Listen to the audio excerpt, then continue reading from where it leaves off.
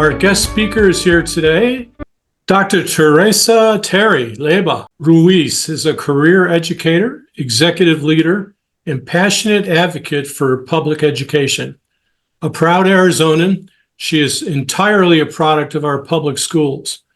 Her journey began in South Phoenix as a student in the Roosevelt Elementary School District and continued through Northern Arizona University before concluding with a doctoral degree in higher and post-secondary education from Arizona State University. Terry has dedicated over 30 years to Arizona's classrooms as a math teacher and administrator, and ultimately as the president of Glendale Community College, where she championed programs that expanded access to higher education, workforce training, and career pathways for Arizona's youth. From being a first-generation college student to becoming a woman in STEM, she has consistently broken barriers and never backed down from a challenge. Now Terry is taking the same commitment to the race for state superintendent of public instruction because she understands that public education is the heart and soul of Arizona and deserves to be protected. Let's give Terry a warm welcome. Hi, everyone. Thank you so much, Joe, for that wonderful introduction. I'm very, very proud to be a third generation Arizonan and grew up in South Phoenix, but my parents are from Tucson. They grew up in Tucson and are both graduates of Pueblo High School. So I spent a lot of time in Tucson visiting grandparents and cousins my whole childhood. So I love Tucson. Tucson always feels like home to me.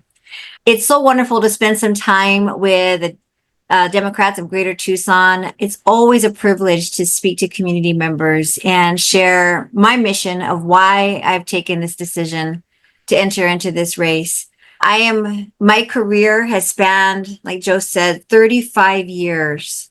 From a first generation college student who had a dream of becoming a math teacher because I wanted to make a difference in the lives of our students in my community in South Phoenix. I wanted them to see that they could hope and wish and dream for a brighter future for themselves and for their families. And so that's exactly what I did. I became a math teacher and spent 23 years teaching math across all grade levels, middle school, high school, and at the community college level, right here in South Phoenix, and was making and continue to make a big difference. And today I'm really proud to say I have students who are now doctors, lawyers, engineers, pharmacists. And these are students who come from humble beginnings, much like my own. Students who are here, whose parents brought them over as children from Mexico, and they just had that dream for the chance of a better future. And I see them in the communities because I still live in South Phoenix, and I see them all around, and we stay in touch. I know that I made a difference in their life by encouraging them to reach for the stars. Over time in that career, I realized I wanted to have a bigger influence. And so I set my eyes on becoming the president of a community college in Arizona. I was really proud and supported all along the way and sought the credentials that I needed. You needed to have a doctoral degree to become a college president. So I sought that. I sought professional development opportunities to give me the professional development experiences to become a college president, and was really proud to complete my career as an educator as the 8th president at Glendale Community College. GCC is one of the 5th largest community colleges in our state. And so you think about the power of public education to go from first generation college student from humble beginnings in South Phoenix to leading one of the 5 largest community colleges in our state. That's the power of public education. And that's what we must fight for.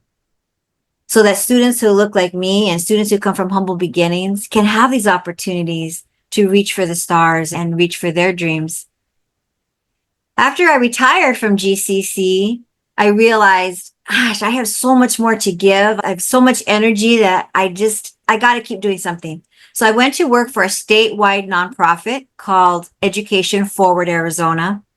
And it was in that role where I served as a senior vice president, chief advocacy and programs officer, that I started tracking bills at the state legislature and getting really frustrated because good bills that would make a difference in our state, but if it had a D behind the legislator's name, it wasn't going anywhere. And I'm tracking data throughout the state. There's a website called the Education Progress Meter. Education Forward Arizona was partly responsible for sharing that data out.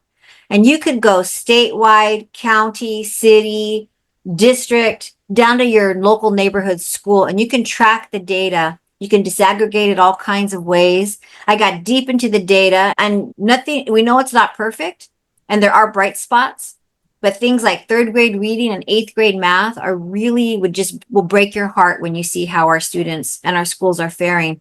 And I'm not blaming our schools. I'm not blaming our students. I'm not blaming our teachers. What I'm blaming is the funding, the lack of funding that we have in Arizona when we are 49th in the nation because the Republican-led legislature refuses to invest in Arizona. That plays out in these poor academic progress meters.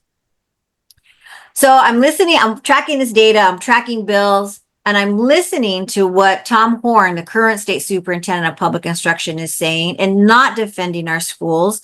And in fact, suing our schools. You know, he famously sued Tucson Unified and lost in the early 2000s. And he's suing schools for a dual language program and continues to lose. In the meantime, the Universal Empowerment Scholarship account scam is off the charts with $1 billion that's going to cost Arizona. While we know schools starting, for many schools, they're starting this week. We know that parents are given a long list of school supplies, or teachers are giving, this is our wish list, and the things that they're asking for, basics, crayons, paper, markers, scissors, hand sanitizers, basic things that are now on the backs of our parents to either provide or our teachers to beg with a wish list.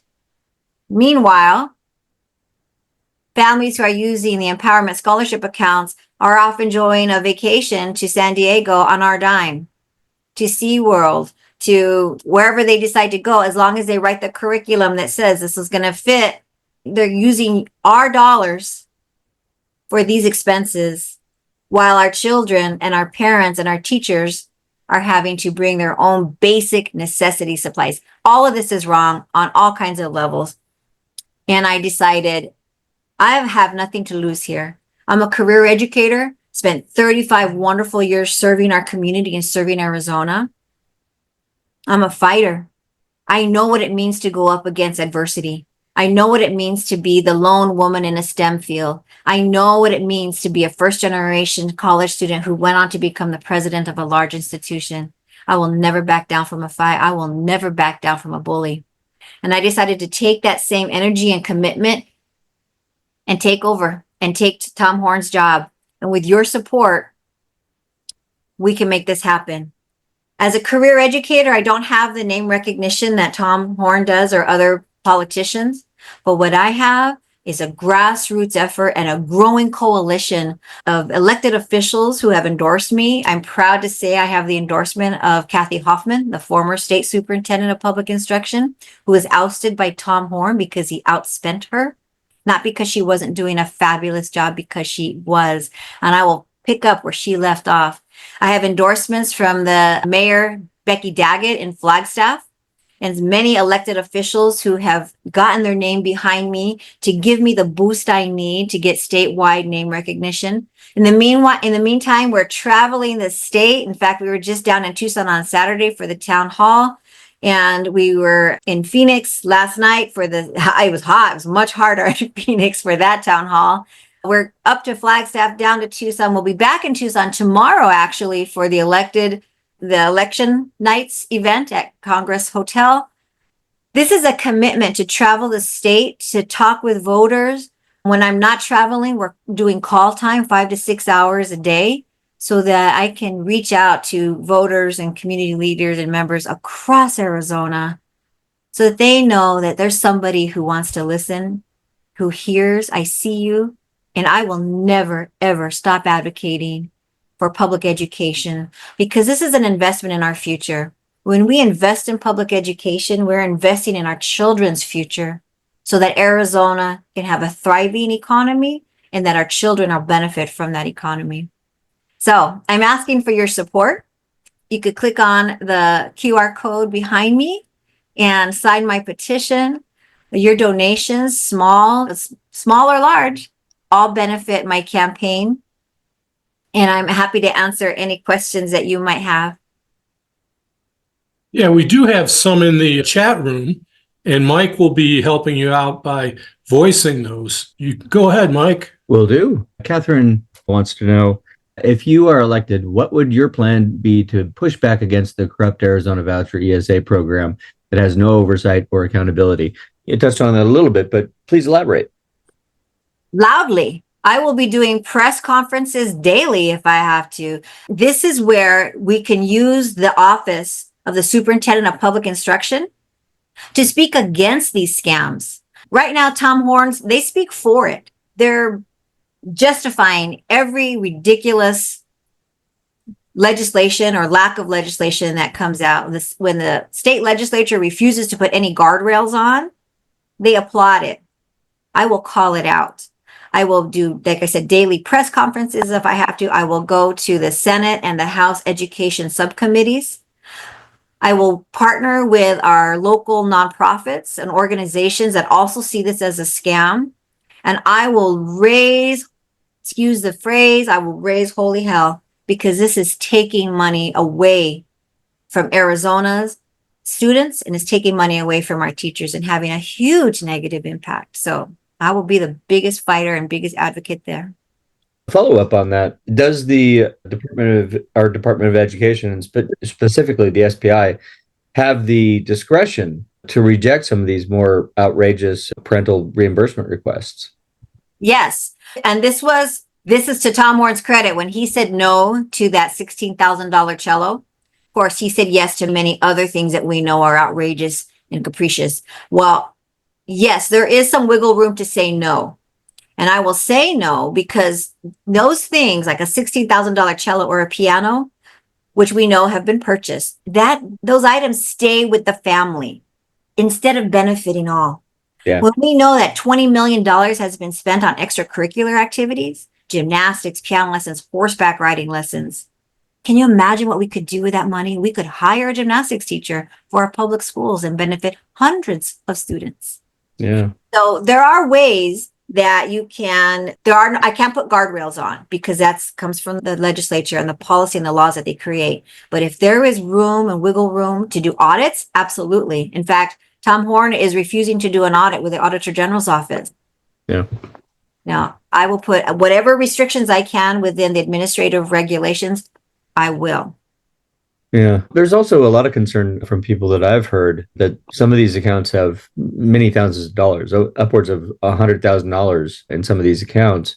And the parents are purportedly planning on using that for college tuition. Is that an abuse of the ESA program? And is there anything that the SPI can do about that? Most definitely it's an abuse. However, it is written into the law. And this is one of those fine print details that everyone missed and didn't think it would come to fruition. But there are organizations that are helping ESA parents find these, not loopholes, find these ways to stockpile money, to use the money for vacations. There are organizations that are actively helping to scam Arizonans.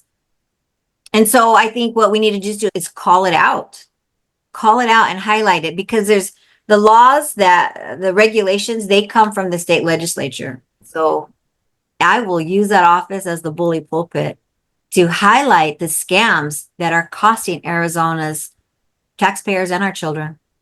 One question on this topic that is my own, that I'm concerned about, is a lot of these parents are, I would say, a disproportionate proportion of these parents who have kids with learning disabilities or disabilities in general get a much larger amount of money from the ESA program, up to $40,000 if you're gravely disabled for the purpose of learning. And there is no audit at all to make sure that the services that are being secured for these kids through the ESA programs to help them overcome those disabilities are actually effective in any way. I know that in our public schools, that is very carefully evaluated by professionals to ensure that the kids are getting benefit that the state is paying for.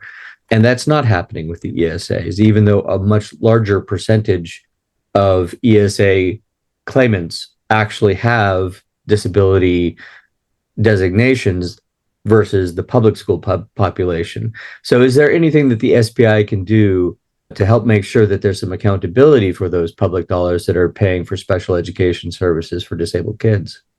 So I think this applies to whether it's for disabled kids or just the universal vouchers. There is zero oversight, zero assessments, zero academic accountability, zero insurance that whoever's teaching the children are actually qualified to teach the children. And that should frighten everybody across Arizona. Yes, it is true that parents whose children have special needs, they do get funded at a much higher rate, but there is zero oversight across the board. We don't know who's teaching, what the children are learning, what their academic progress is, because there's zero requirements. And so here's a crazy example. A lot of news about Texas in the news lately. Even Texas, who just passed a similar voucher program scam for Texas, even Ruby Red, Texas has some guardrails in place, income cap requirements, some assessment requirements, while Arizona has zero.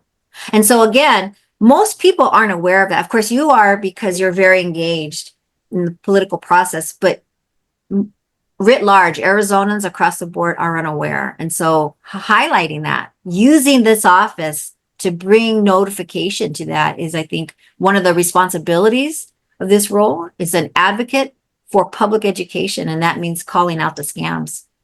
Yeah. A couple more questions in the chat. Roderick wants to know, what are two of the most egregious policies that Tom Horne has implemented that you would reverse?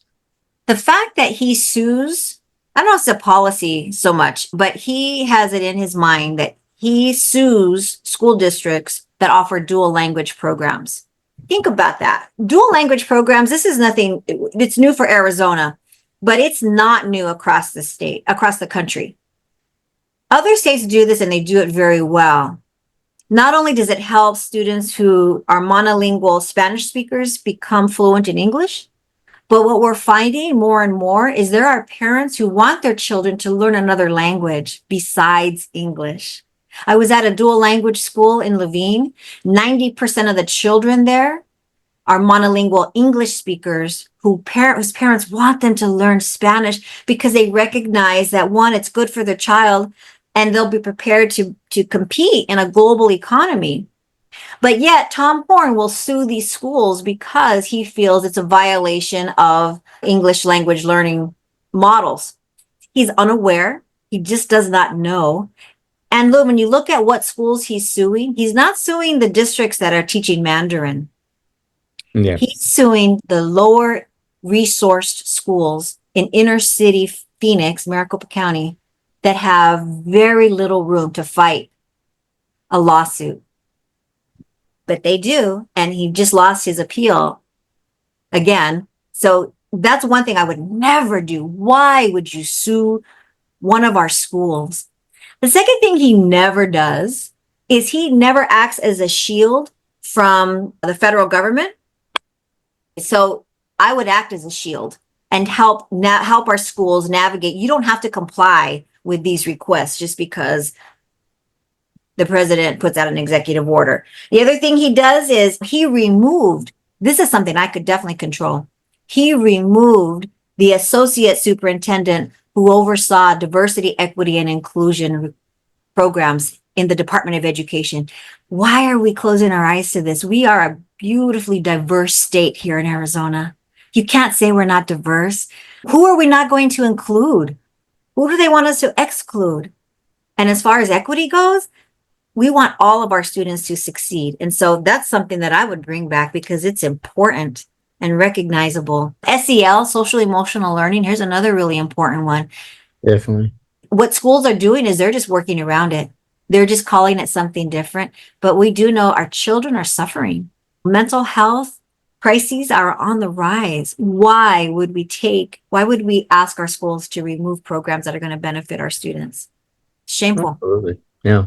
Sherry Gonczarski wants to know, what do you expect what role do you expect charter schools to play in the future? And how can we keep this alternative education available and accountable? I also see it lumped together with the voucher issue when it is part of public education. So that's her comment at the end there. But what do you feel about charter schools? Charter schools are a business. So let's start with it. I hope my internet stays stable. Charter schools are a business. There is a myth that charter schools are better academically than our public schools. That's not true. When you look at the data, charter schools are a business, but they do not have higher academic progress than our public schools. But we must still find a way to embrace our charter schools. They are considered public, and so we can track their academic progress.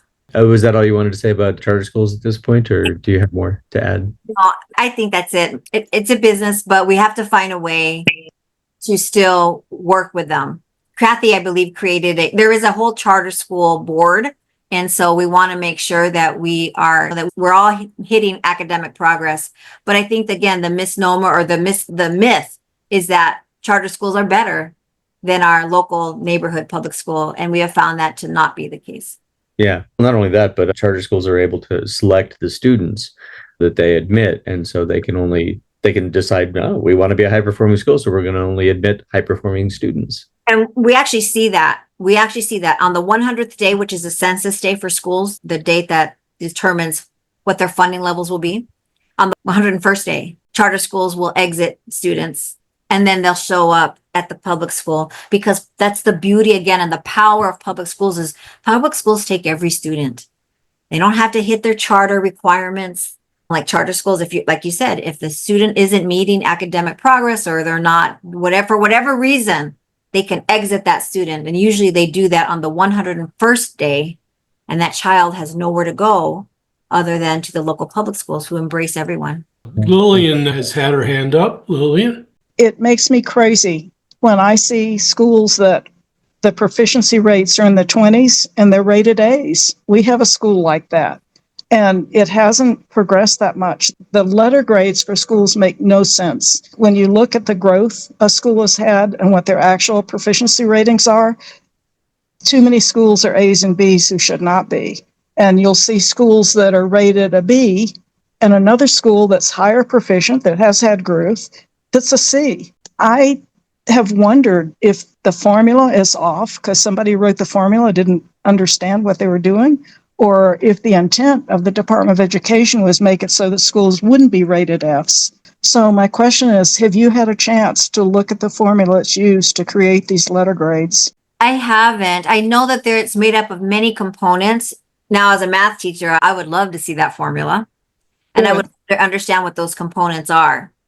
I think that it's important that we look at not only what the letter grades are, but we look at the academic progress of the students. Education Progress Meter, when that was created about 10 years ago from about 200 leaders across the state, they set these benchmarks with goals that we're not going to hit. These goals are like for the year 2030, which is just 4 years away. We're not going to hit these goals. But third grade reading, eighth grade math, high school graduation, post-high school enrollment, those are some of the metrics that they track. That data comes directly from the Department of Education. No one's really talking about that, though. No one's really talking about how are we going to hit these goals and why even those metrics? Why are those important? So I think it's a wonderful opportunity to have a conversation of Arizona does not have a strategic plan for education. Like, we don't have a plan. This progress meter that was created, it's just a progress meter. There's no plans to how are we going to actually hit these goals. And so that might even be a wonderful starting point, bringing our educators, our leaders together, along with community leaders to talk about, do we have a strategic plan? And maybe we should have one. I'm so glad you're a math teacher, because far too many elected people are math phobic. They have no idea what's in the budget. They wouldn't dream of looking because they don't do numbers. I've had some of them tell me they don't do numbers, and we need people who can do math. So thank you. Any day. Thank you. Okay, Sandy Sauls, you have your hand up. With the ESA scam, this program to me is not the parental choice. It's the primary purpose of this program is destruction of public education, with the cover thing being parental choice. You destroy public education, you destroy equality, you destroy the chance for advancement. With so many more pure numbers of public school students and parents, how do we get to the parents to vote these state legislators out to get rid? The numbers are overwhelming. And how can we all show a move to get parents to vote for the general advancement of society? All yours. Sandy, I'm going to partner with you on this because, this isn't just one person, right? This is all of us. This is all of us screaming from the rooftops. Education Forward Arizona did some polls, and I would encourage you to go onto their website and see this poll data. And what they found is it was a statewide poll. Didn't matter about political affiliation, age, gender, race, ethnicity, none of that mattered, urban, rural. What they found is parents across Arizona value education and want their children to have opportunities for careers beyond high school or just a pathway beyond high school. Hands down, parents want this. I think what happens is all of that gets lost in the mix because when they go to speak to when it's time to elect legislators, they're not asking the right questions. We're not pushing the right agenda. And that agenda is tell me how you're going to support public education. Because we know, especially in our rural communities, oh my goodness, our rural communities are suffering because of this lack of investment. Suddenly there's $1 billion that can be spent on the voucher scam, but our teachers have to beg for basic supplies. And that's going to hit people in their pocketbooks each and every day. That's going to hit parents. And so parents need to be asking these questions. Why are you not funding public education? Because this is not new. This actually has been going on for 40, 50 years. A Republican-led legislature that has consistently underfunded, but will fund other things like prisons or other things that take away from where we know that if we invest in education, not only does it have it's an economic impact. So education is economic development. Is then you have more individuals seeking better paying jobs, less reliance on social safety nets, and higher taxes are being paid in. So it's a win-win, economic win for Arizona's economy, but also for our children. So I think we need to engage. So Sandy, you and I are going to come up with a great plan to get our parents involved. Yeah, I gotta say, I'm looking at that Arizona Voters Education Priorities survey right now, and I just put the link to it in the chat. And it is astounding to me, 66% of Arizona voters believe that schools are underfunded, and 78% of Arizona voters believe teacher salaries are too low.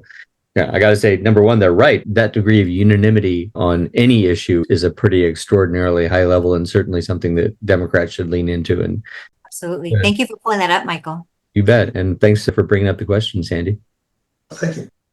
A couple more questions in the chat here. On the charter schools issue, continuing, Paula says, in particular with Sherry's question about charters, please address the issue of accountability and how to strengthen that. So how does the SPI go about enhancing accountability in the charter schools specifically?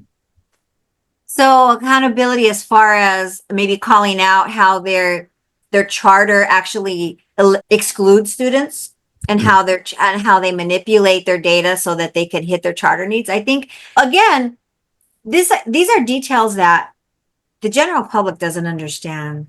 Yeah. And that's what we're here for. Exactly. And I think let's find a way to call that out. At the end of the day, I want every single student across Arizona, no matter their zip code, no matter their family's income, every child should have access to a high quality education. And when we have these different educational choices, and Arizona has always been about school choice. It's just about how it's getting funded now. I think it's finding the ways to, if the charter schools are doing things that aren't benefiting our students, then we should be able to have a conversation about that. that the voters know that my kid got kicked out of a charter school because he didn't have an A. And that should be concerning for everyone. Definitely. You mentioned the charter school board. How is that? How much oversight does that body provide? What kind of powers do they have to enforce that oversight? And how are the members selected? Are you aware of that? Those are all great questions, and I don't know. So thank you for giving me homework. You're welcome, teacher. Karen says the charter schools also have zero accountability. I wrote a story about a charter school that employed a convicted registered sex offender. They aren't required to do background checks on their staff. Anyone can open a charter school in their garage. That's alarming. Were you aware of that fact? And what can SPI do about it, if anything? This is the most frustrating thing. I met a community member down in Yuma who started a micro school, not a charter school, a micro school, which is like a home school with a few other kids in a trailer in the desert, zero oversight, zero accountability. I'm frightened for those children because you don't know. And to Karen's point about a charter school hiring a convicted sex offender, there you might have to get a fingerprint test now, but no one's investigating those fingerprints. So we truly do not know who's teaching the children, what curriculum they're using, what their academic progress is. We should all be frightened. Whereas in a public school, we know that there is so much oversight and protections for our students. You credentials that you must have. You must be a certified teacher to be in the classroom, or you become a long-term sub, or you become the different ways that you can get certified. But there is so much oversight for our public schools and absolutely zero outside of that. We should all be worried and angry. Steve Linder has his hand up. Okay, I'm a retired teacher with taught for almost 40 years, so I applaud anyone who's willing to do what you're willing to do. But first thing is, you have to get elected. In Arizona, for a Democrat to get elected, you really have to appeal and get independent voters, people who are registered independents, and some of the few sane Republicans who can think on your side. So what are you doing and what to involve independents and appeal to them, get them in on your campaign? And the second part of the question is, have you approached the Arizona Education Association for support? Because with AEA, that not only includes money, but it very much includes, if you have their support, people on the ground, people who go out and do things and actually knock on doors. So what are you doing to get people involved in your campaign? It's a great question. I am already speaking with independents, and I'll be at an event, and there will be, and thank you, first of all, Stephen, for being a teacher and serving our students for 40 years. When I go to events and I meet other educators, and they'll tell me, Terry, I can't sign your petition because I'm a Republican, but you do have my vote. I think that's a way we all share something common, and that is the education of our children. And we all want to live in an educated society. So first and foremost, I am already speaking with independents throughout my travels. Once we get past the primary, and I am confident that with your help and your support, that I will be the candidate representing the Democratic Party, then it's going to be a very big conversation with all independents and Republicans, because again, I'm going to come back to what we have all in common, and that's our children. And we all want our children to have a better future. And that's not going to happen when we are underfunding and defunding education. The very idea of dismantling the Department of Education is so outrageous. That's a common thread that I think we're all going to get behind. Now, with respect to AEA, Arizona Education Association, I was always a proud member of AEA, and now I'm a proud retired AEA member. They do have a very strict protocol on how they endorse a candidate. And so I'll go through that process, and I hope for their support. I will have support, and we are seeking support from some of our other unions as well. Yeah, Lucy, you have the floor. Thank you. Hi, Terry. Good to see you again. Hi. And I was just going to respond about the AEA question. I do serve on the AEA board, and I actually just brought this up last week about how we were going to proceed, because AEA in my opinion, needs to sometimes move it. And so we are absolutely looking forward to interviewing candidates and moving forward with our endorsements as we move towards next year. So it's a 3-stage process. We are looking at everyone, and we really thank you for stepping up to this challenge. Roderick wants to know, do you believe our school boards need much more support from the Department of Education? And if so, what kind of support would you provide? Yes, our school boards deserve our support. We spent a lot of time calling school board members. And one of the things that we can provide is training, because school board members, they rotate, and they need to know, there needs to be training around what does it mean to be a school board member? What's your role? What's your lane? How can you support the schools? And I think we also need to support board members, candidates who actually are advocates for public education. We're seeing this across Arizona and across the nation. Individuals who get on school boards who are not advocating for public education, who are just destroying and disrupting and causing problems. It makes it really difficult for the superintendent to do their job, is to manage that district. And so that he or she can support the teachers in their jobs. And so I think it's important that we provide training and guidance and support for our school board members. Okay, Sandy. The superintendent of public instruction housekeeping question. You take superintendent's office, the state board of education, county superintendents, school district superintendents, principals, school boards. Who has, maybe use a bad word here, the authority over who's the decider? How does this whole complex interact? That's a great question. A year ago, I was down in Tucson meeting with Dustin Williams, and he was planning a conference, a social emotional learning conference. And I said, this is when I was working for Education Forward. And I said, I didn't think you were allowed to even say that word. And I'm going to quote Dustin here. He said, I don't report to him. I'm going to do what's right for my school and my communities. And I thought, right on. So that told me right then, and this is a year ago when I was thinking about running in the first place. I said, oh, there isn't a hierarchy of, not accountability, like nobody reports to anybody. So the county superintendents do not report to the state superintendent, but they do work closely together. And I think that's where, again, we can, what services can the SPI provide to the county? So here's another example. I was meeting with the Coconino County superintendent, and she was telling me that her little office has to provide professional development training for the whole county of Coconino, which we know is a very big county, way up in very rural Arizona on the border. She thought it would be wonderful for the SPI's office to provide that training rather than her tiny office doing that. And I think though any way that we can support each other in the education of our children, in the support for our teachers and staff members to have continued professional development is a wise use of our resources and time and talent. So it's not a direct reporting structure as much as it is a collaborative. Are we going to work together to support our students?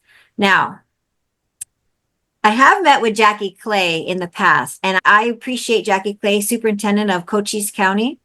She's a Republican, but she is all in for her kids. And I appreciate that. So it doesn't matter. This is where education should not be a political conversation. If we are not all talking about what's best for our children and their academic progress, then I think we're missing an opportunity. So I will work with our county superintendents in support of our local superintendents. Thank you. Okay, Sherry has her hand up. Thank you, Terry. I guess I'm concerned about the charter schools because there are some great ones out there. And both my grandchildren spent at least 5 years in charter schools. And I think they had a lot more attention paid to their individual needs. And that particular school was a nonprofit. And I think we're not paying enough attention to the difference between for-profit charter schools and nonprofit charter schools. And I hope that we can take a look at that in the future. Thank you, Sherry. I appreciate that. And I think of how Wouldn't it be wonderful if every kid in Arizona got that same kind of care and support? And we should really be pushing for that, which means we need to fund public education writ large across the board. In charter schools, I'm going to put them under that umbrella as well, because they're still considered public education. But I really am going to advocate that every single child, regardless of their local school, what school they're in, has access to a high quality educator who cares about them and cares about their success, which means we need to pay our teachers more, which means we need to find ways to retain our teachers. And that's going to be my commitment as your next superintendent of public instruction. Is I will always advocate for our students and advocate for our educators. And I think we need to support teachers who are willing to provide individualized or small group education for those who, as they say, not learning disabled, but learn differently. Learn differently. Yeah, differently abled. Absolutely, Sherry. Thank you. We don't want to lose our bright kids because they're overly bored and come home and say, what did you learn today? Nothing. I had some of those students. Believe me, they're harder to teach than because they're challenging and they want to be challenged and they need to be challenged, or they become, in my experience, discipline problems. So let me challenge. But I do have a direct response to the issue of charter schools, and specifically for-profit charter schools versus nonprofit charter schools. There's an emerging scandal with the Primavera Online Charter School that is a D-rated school that receives just as much money as any other charter school, despite having 45 students on average instead of 23 students per teacher, as is the norm in Arizona charter schools. Yet they get just as much money. And this guy, who I'm going to put the link in the chat here regarding that story, that came from one of our former bloggers at Blog for Arizona, David Safir, who looked at this and did a quick story about it. So I encourage you all to read it. And it is scandalous how many millions this guy was able to put in his pocket as a result of this online charter school that was failing kids left and right, but nonetheless was continued to be funded by the state. And so I think there's an important distinction to be made between nonprofit charter schools and for-profit charter schools. Just the very idea that we would allow for-profit schools, I think, is scandalous, because that means that automatically you're going to get short shrift as a kid, because you're getting paid, the school is getting paid the same regardless of whether they're nonprofit or profit. And so where's that profit coming from? Out of the kid's education. That's the only real answer that you can actually propose, is that if you're a nonprofit, you're leaving it all on the field for the kids. Oftentimes, the administrators and founders of these schools will take salaries for themselves, which can be egregious. But if you're talking about a for-profit corporation, that's just a much different beast. You have a lot more duties to your actual stockholders than you do to the kids. So is there anything that SPI can do about that, or is that something that is going to have to be fixed by the legislature? We do know that Tom Horn cut Primavera a break, and Yeah. I'm not going to cut a break to somebody who's scamming Arizona voters and scamming our kids. The other thing that they're doing is they're going from a charter school to a private school, because private schools have zero oversight. And talk about the biggest scam ever, right? So if there's opportunities for the SPI to make those kinds of decisions, I will always err on the side of our children, our teachers, and our public schools.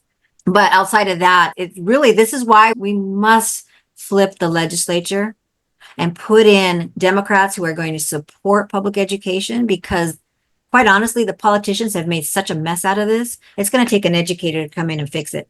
And I will have educators around me to fix that office, because Tom Horn and his cronies continue to make a mess of it. Yeah, one of the things that I'd like to see our SPI nominee do, and I would note that I think there's 5 Democratic contestants for the nomination for SPI at this point. And we're going to have a couple of them coming up real soon here. Keep an eye on the calendar for Democrats of Greater Tucson, because we will endeavor to have all 5 of those SPI candidates. But one of the things that I'm going to be asking of all those SPI candidates is, how will you support flipping our legislature so that our Democrats can do a better job of setting policy for both public and charter schools, private schools here in Arizona? What can you do to support them in flipping those seats that we need to flip? I think that comes, as far as supporting them, it's doing events together. Maybe it's canvassing together. And it's showing support in the community that there is a strong individual who wants to come in and make a difference for their community. So I think one of the things we can just do is make sure that we are supporting the candidates. All of us are supporting candidates. That means going to events. That means speaking on their behalf, following them on social media. Follow me on social media. And then whatever we post, push it out as well. You can serve as an influencer that way. And that just benefits, makes for a stronger candidate, makes for a stronger race, makes for a stronger Arizona. Yeah. I imagine that whoever our SPI nominee ends up being will be part of the coordinated campaign, the statewide coordinated campaign, and certainly should be a voice for putting public education front and center in our statewide campaign for our statewide electeds, because it is such a popular issue and Arizona does such a terrible job of it. Who wants to be last? 49th in the nation. Yeah, it's tragic. All right. You want to wrap up for us, Terry, and give us your closing spiel? Appreciate it. Thank you again, though, for the opportunity to speak to Democrats of Greater Tucson. I look forward to getting to know you individually. I am coming down to Tucson tomorrow. So if you're going to be at elections night, please be sure to stop by my office. As a career educator who not only has spent 23 years in the classroom teaching math across all grade levels, but has spent the last 10 years of my career as an executive leader really working on workforce development issues, developing programs that benefit our students and our community. I'm prepared for this role. I'm prepared to walk alongside and let's build programs that are going to benefit our students and benefit Arizona. And so I'm honored to step into this position or to this fight because it matters. And people warn me all the time, Terry, you don't know what you're getting into. Yes, I do, because I care about our children and their future, and I care about Arizona. And because of that, that makes this fight worthwhile. I have nothing to lose in this fight. This is not a political stepping stone for me. This is to fight for Arizona's children and their future. Okay, we really appreciate your coming. Let's give Terry a nice warm send-off and wish her the very best of luck. Thank you. Hope to see you tomorrow. Have a great day. Thank you, Dr. Ruiz. All right, Joe, is there any business that we need to conduct before we leave for the day? I know Larry put another notice in the chat, and we also have a notice in the chat. Tanca Verde Dems are having a program. So check out the chat before you leave. And I think you'll be happy you did. You can actually save the chat. If you go to the chat window, there's a little 3 dots or a hamburger signal that you can click on that brings up a menu. And the first item is Save Chat. It will save it as a text file on your computer so that you can refer to it later if you wish. So make sure to do that if you want to capture the information in the chat. Yeah, and thanks all of you for being part of the program today. It's not our Democrats of Greater Tucson Zoom call unless you're on it. Keep coming, ask those good questions. Lots of good questions today. Wonderful speaker. Should be a good race coming up.